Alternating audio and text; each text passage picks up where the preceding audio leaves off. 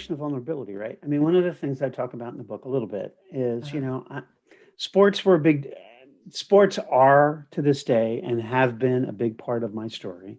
And I enjoy sports. I participated in sports as a way to hide really more than anything when I was a kid.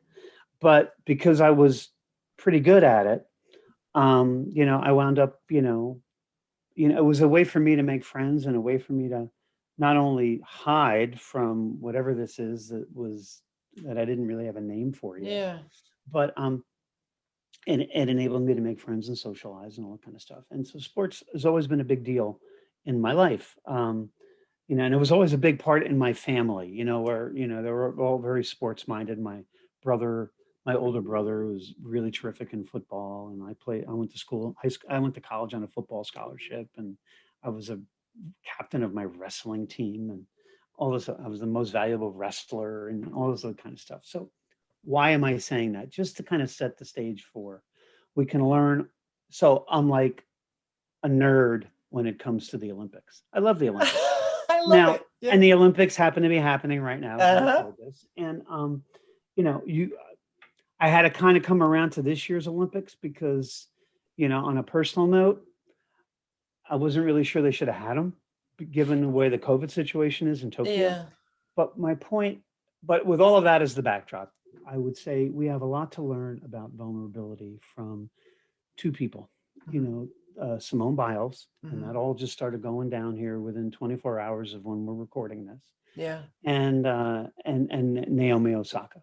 Mhm. Um, you know, they basically stood up and said, "Hey, I'm vulnerable. Mhm. Hey, I I got stuff I need to work on." As like Mhm. Michael Phelps was saying on television, it's okay to not be okay. And Mhm. it's true. But where I see a parallel to my experience as a trans person is many of these athletes have, they've reached a point in their careers where suddenly they're not, something happened. There was a crossover point where suddenly it wasn't about the love of my sport.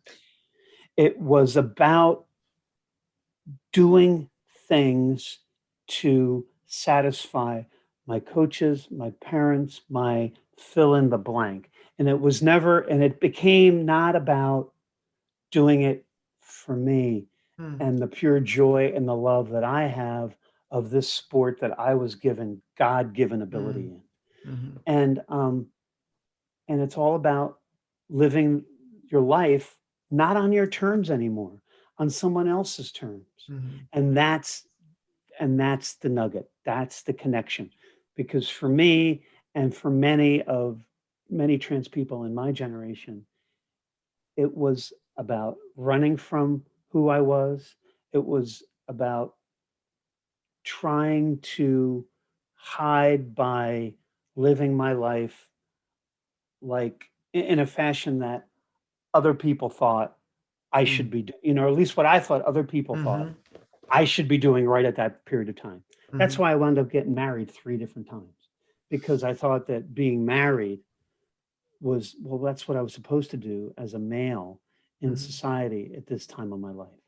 When the simple fact of the matter is, I did not know how to function as a male in society because I wasn't born that way.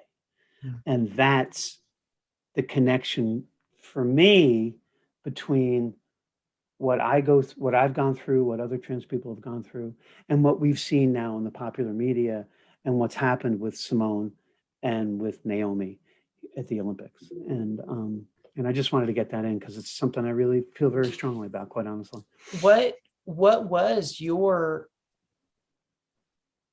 What was your biggest fear? Are you able to pinpoint what that was in the moment where you were in the moment it's like I'm about to say something, like what was that one last thing where it was just kind of like that big fear that just kept crossing? Was there Eh, one? Um, I don't know if it was just one thing, Shane. Yeah. Honestly, I mean, you mean the fear that drove my hiding and whatnot? Is that Yes. what you're Yes. talking about? Yes. Yeah, I mean, it was just being found out that I was different. Mm. because then that would start cascading in my mind about like, you know, and all I saw was negative outcomes. Loss of All I saw, career, loss of lot. career, loss of family, loss of Yeah. my life.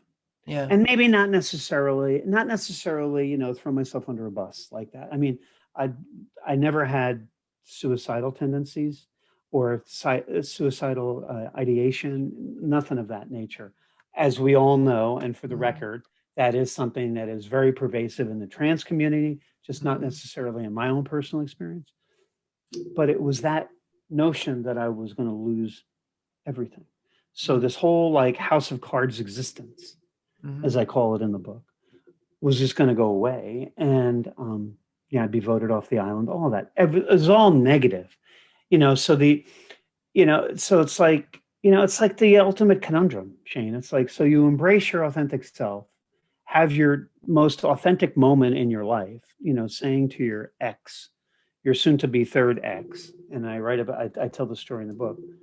Hey, this is who I am. You're right. I am. This isn't going to go away. I am going, and if I do this Mm-hmm. transition, I'm going to do this the entire way.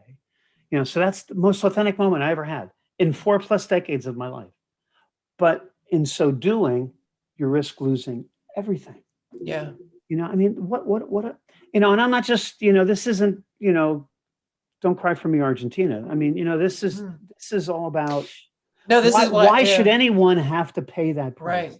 Be they trans, be they gay, be they lesbian, be they bi, Mm-hmm. be they queer, Mm-hmm. whatever. No one should have to stand up and, in the most authentic moment of their life, be essentially penalized for that, for want of a better term, and lose everything.